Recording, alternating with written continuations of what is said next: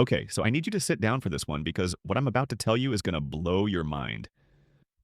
Sukuna, the king of curses, the most evil, terrifying villain in all of Jujutsu Kaisen, might actually get a redemption arc. Like, he could come back as a good guy, as a hero, as someone who helps the next generation of sorcerers instead of trying to destroy them. I know. That sounds absolutely insane. This is Sukuna we're talking about. The guy who killed thousands of people, who took over Megumi's body and used it to hurt his friends, who showed zero mercy, zero compassion, zero humanity for the entire series. The pure evil villain who literally said he didn't need love or connection or anything except his own power. But here's the thing, the JJK manga ending changed everything. In those final chapters, after Yuji defeats Sukuna in the Shinjuku Showdown, something incredible happens. Sukuna, in this soul-to-soul conversation with Mahito, admits something he's never admitted before. He's lonely. He's been alone his entire existence. And if he had a second chance, if he could do it all over again, he'd try a different path. Can you believe this? The King of Curses expressing regret, wishing he'd chosen differently, wanting something more than just being feared and powerful.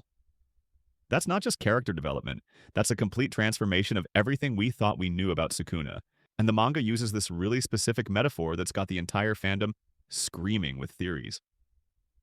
It talks about going north versus going south. In JJK lore, going north means choosing reincarnation, choosing to be reborn and start fresh with a chance to change. Going south means staying evil, fading away into nothing. And the way the final chapters are structured, with Sukuna actually listening to Yuji's message about love and connection, it's heavily implied that Sukuna might be choosing to go north. What does that mean? It means Sukuna could return, not as a villain, not as the king of curses, but as something new. Maybe a guide for the next generation. Maybe a mysterious mentor who helps young sorcerers survive future threats. Maybe even an ally who understands what it's like to be feared and isolated and wants to prevent others from walking that same dark path. The Reddit communities are at war over this theory. Some people think it's genius, one of the boldest villain-to-hero transformations in shonen history. Others think it would ruin Sukuna's character, that he should stay the perfect, irredeemable villain he's always been. And honestly, I can see both sides, but the more I look at the evidence, the more I think Gege Akutami actually set this up from the beginning. So let's dive deep into why Sukuna's redemption arc not only makes sense, but might be the most brilliant plot twist in JJK's entire story. Because if this theory is right, we're about to see the King of Curses become the thing he never thought he needed, a protector. Alright, so let me give you the full context about what actually happened. In those final chapters and why this redemption possibility even exists, because if you just binged through the ending, you might have missed some of the subtle hints that are driving this theory. So the Shinjuku Showdown arc, the final battle, ends with Yuji defeating Sukuna. But it's not a typical shonen victory where the hero just beats the villain and everything's resolved. No, Yuji does something way more interesting. He offers Sukuna a choice. He shows Sukuna compassion. He basically says, "You could have been different. You didn't have to be alone. You could have had what I have, love and connection." And at first, Sukuna rejects this. He's like, "No way, I don't need that. I'm the king of curses. I don't need anyone." That tracks with everything we know about his character, right? He's always been this isolated, supremely powerful being who thinks connection is weakness. According to sources like Screen Rant covering the manga ending, Sukuna's whole philosophy has been about dominating through fear and power, not through bonds. But then, and this is the key moment that changes everything, there's this scene where Sukuna's soul is fading, and he has this conversation with Mahito in what seems like the afterlife or some transitional space. And for the first time in the entire series, Sukuna drops his mask. He admits he's been lonely. He admits that maybe, just maybe, Yuji was right. That choosing isolation and fear didn't actually lead to true victory or satisfaction. Now here's where the going north metaphor comes in. According to CBR's analysis of Sukuna's fate and the series' Buddhist themes, JJK uses directional symbolism to represent choices about reincarnation. Going north in the context of the series means choosing to be reborn, to start a new cycle, to have another chance at existence. Going south means accepting your end, fading into nothingness, staying on the dark path you chose.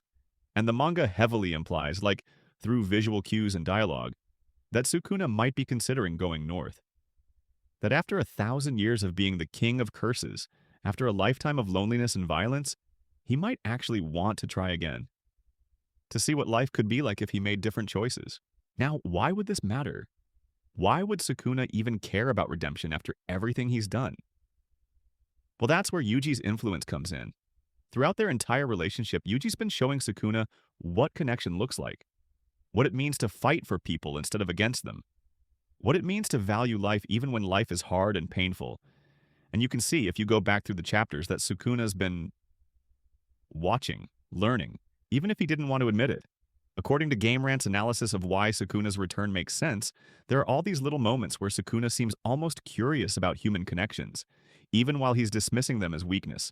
Remember, JJK's entire theme has been about loneliness versus connection.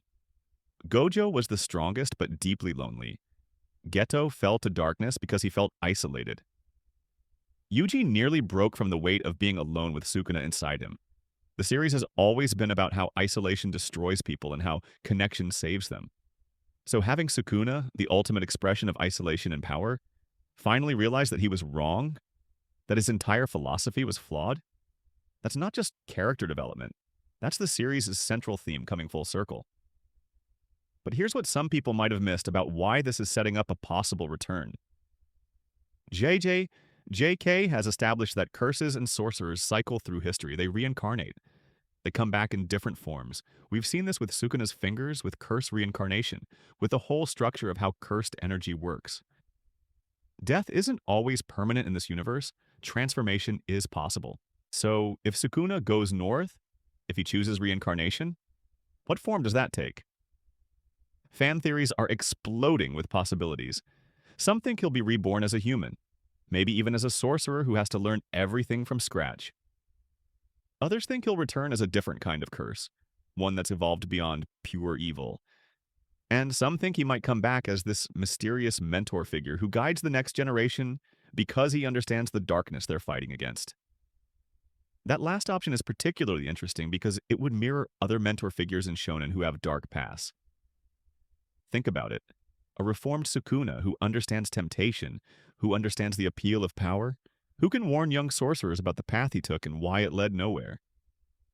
That's powerful storytelling. The fandom is absolutely divided on this. On Reddit's Jujutsu Kaisen subreddit, there's this massive thread where people debate whether they even want Sukuna redeemed. Some argue that having a pure evil villain is refreshing, in an era where every antagonist gets sympathetic backstory and redemption. They want Sukuna to stay the king of curses, irredeemable, terrifying, the ultimate villain. But others argue that this redemption arc would be way more interesting precisely because it's unexpected. That taking the most evil character and showing how even he can change would be the boldest move Gege could make. And honestly, the way it's set up in those final chapters, it feels intentional. Like Gege was planting seeds for something bigger. Okay, let's break down the 3 massive reasons why Sukuna's redemption arc isn't just possible. It might actually be brilliant storytelling.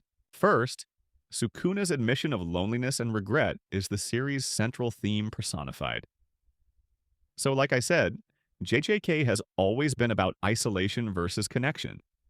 Every major character struggles with this. Gojo was the strongest but couldn't truly connect with others who couldn't understand his power. Geto fell into darkness because he felt like he was carrying the weight of sorcerer society alone. Yuji nearly broke multiple times from the isolation of having Sukuna inside him and being hated by the world. According to Screen Rant's analysis, this theme of love versus loneliness runs through every arc. So when Sukuna, the ultimate isolated being, the one who rejected connection completely, finally admits he's been lonely, that's not just character development. That's the thesis statement of the entire series being proven. It's Gege saying, even the king of curses, even the most powerful and feared being in existence, couldn't escape the fundamental human need for connection. And that's powerful. That validates everything Yuji's been fighting for. It proves that his philosophy, that people need each other, that love matters more than power, was right all along. So Sukuna getting a redemption arc wouldn't be betraying his character. It would be completing the series' message in the most dramatic way possible. Second, the going north reincarnation metaphor sets up his return perfectly. According to CBR's breakdown of Sukuna's fate, This directional symbolism is huge in JJK's Buddhist-influenced worldview. Going north isn't just about being reborn. It's about choosing to change, to evolve, to break the cycle of your past mistakes. And the manga frames this as a genuine choice Sukuna has to make. Does he accept his end, fade away, remain the king of curses forever in history?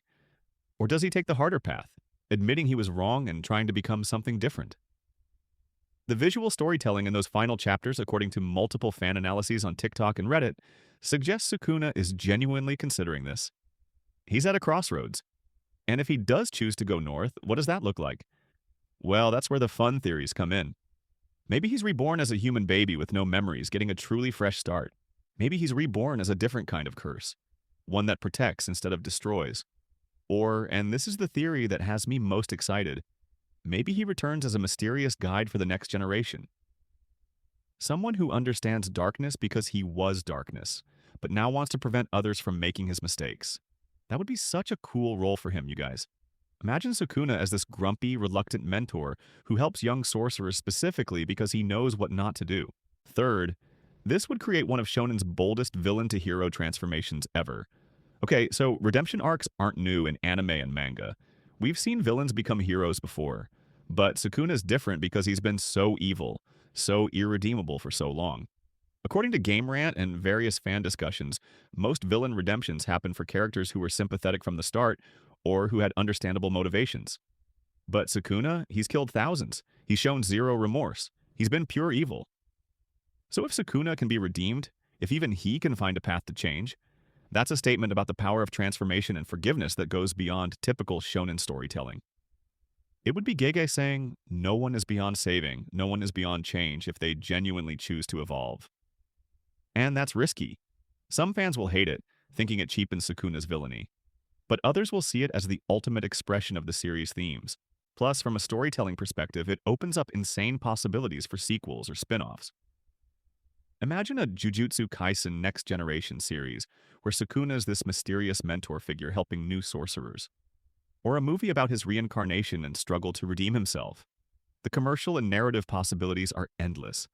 According to discussions on Reddit and TikTok, fans are already hungry for more JJK content, and Sukuna's redemption could be the perfect hook for future stories. So why does this theory matter so much to fans right now? Because the JJK manga ended leaving Sukuna's fate deliberately ambiguous. Gege didn't show us what happened after that final conversation. He didn't confirm whether Sukuna went north or south. He left it open. And that ambiguity is driving fans crazy with speculation. Some fans desperately want Sukuna to stay evil. They argue that having a pure villain, someone who doesn't get redeemed, who doesn't get a sad backstory to excuse his actions, is refreshing. They think Sukuna should remain the king of curses forever, this legendary monster that future generations tell stories about. And I get that perspective. There's something powerful about a villain who's just evil, who doesn't need redemption. But other fans are arguing that this redemption would be way more interesting. That taking the most irredeemable character and showing how even he can change would be groundbreaking. That it would make Yuji's victory mean even more, not just defeating Sukuna physically, but reaching him emotionally, planting the seed that eventually leads to transformation. And here's what I think. Both sides have valid points, but the evidence in those final chapters leans toward redemption being possible. Gege didn't have to include that scene of Sukuna admitting loneliness. He didn't have to show Sukuna actually considering Yuji's words. He could have had Sukuna die defiant, proud, unchanged. But he didn't. He showed vulnerability, growth, the possibility of change. The impact this would have on JJK's legacy is huge. If Sukuna comes back as a mentor or guide in future content, it completely recontextualizes the entire series. Suddenly, it's not just about defeating evil, it's about transforming evil, about proving that redemption is possible even for those who seem beyond saving. That's a powerful message, especially in modern storytelling where we're constantly debating whether people can truly change. And practically speaking, this sets up so many cool story possibilities. Want to do a sequel about the next generation of sorcerers? Boom! Reformed Sukuna can be their mysterious guide who helps them avoid the mistakes he made. Want to explore what redemption actually looks like for someone who's done terrible things? Boom! Follow Sukuna's reincarnation journey as he struggles to become something better. want to create tension about whether he's truly changed or if the King of Curses is just manipulating everyone again. Boom, instant drama and conflict. The fan theories about how this redemption might work are absolutely wild. Some think Sukuna will be reborn without memories, having to rediscover who he was and consciously choose to be different. Others think he'll retain his memories but be bound in a new form that limits his power, forcing him to rely on others. The ultimate irony for someone who prided himself on needing no one. There's even theories that he might become a protective curse specifically for Yuji's bloodline, watching over his descendants as penance for the pain he caused. What makes this all so exciting is that Gege Akutami has earned this twist. He spent the entire series developing these themes of loneliness, connection, and the possibility of change. He's shown us that curses aren't just mindless evil, they're manifestations of human emotion that can potentially evolve. He's proven that even the darkest characters have depths we don't initially see. So Sukuna choosing redemption wouldn't be random or unearned. It would be the natural conclusion of everything the series has been building toward. So here's where we stand. The King of Curses admitted he was lonely and wrong. He's at a metaphorical crossroads between fading away and choosing rebirth. The series' themes all point toward connection and redemption being possible for anyone. And the ending deliberately left his fate ambiguous, opening the door for one of shonen's boldest character transformations. Will Sukuna return as a hero? As a mentor? As a guide for the next generation? Or will he remain the legendary villain, the King of Curses who never changed? We don't know for sure yet, but the fact that we're even asking these questions, the fact that Sukuna's redemption feels possible after everything he's done, that's already incredible storytelling. Stay tuned, because whether it happens in a sequel, a spin-off, a movie, or just remains a beautiful possibility hinted at in those final chapters, Sukuna's potential redemption arc represents everything JJK has been about. The power of connection, the possibility of change, and the idea that even the darkest souls might find their way to the light if given a genuine choice. And that's why this theory has the entire fandom buzzing, because it would be the perfect, unexpected, brilliant conclusion to the King of Curses' 1,000-year journey from isolation to maybe, just maybe, redemption.